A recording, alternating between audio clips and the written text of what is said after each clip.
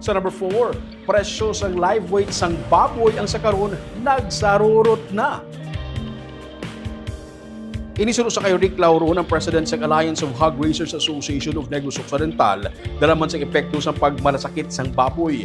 Sa mga katapo nila sa Mamaylan, 64 ka mga baboy ang nagkalamatay.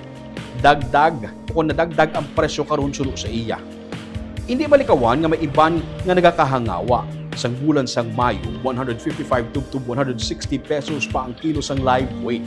Kasunod sa pagkumpirmar sa probinsya sa pagbalik sang ASF cases, mansig-mansig patuman sa mga tikang kaag paghugot sang border ang kada LGU kangay sa San Carlos City, Binalpagan, Isabela kag Moises Padilla.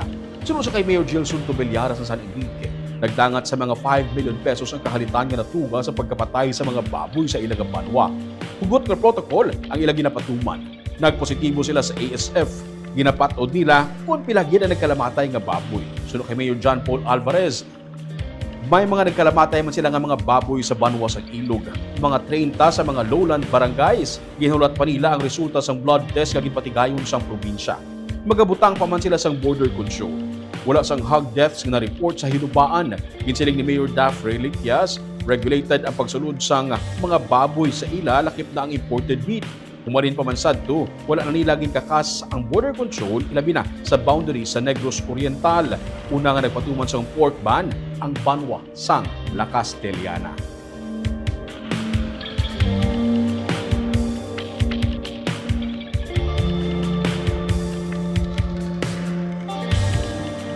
Marato kayo, sir. To the extent nga dawa na gani pili, no? Kaya tungod pala nga inang ang mga tao subong ti daw nadlokan man magbakal and may mga meat shops diri pila-pila man no nga tinagkauntat lang sila subong anay kay perdi man ang ilang negosyo sa baboy subong. Mga pilang live rate, sir? Ang live weight naton subong maaral lang sa 100 to 120 no.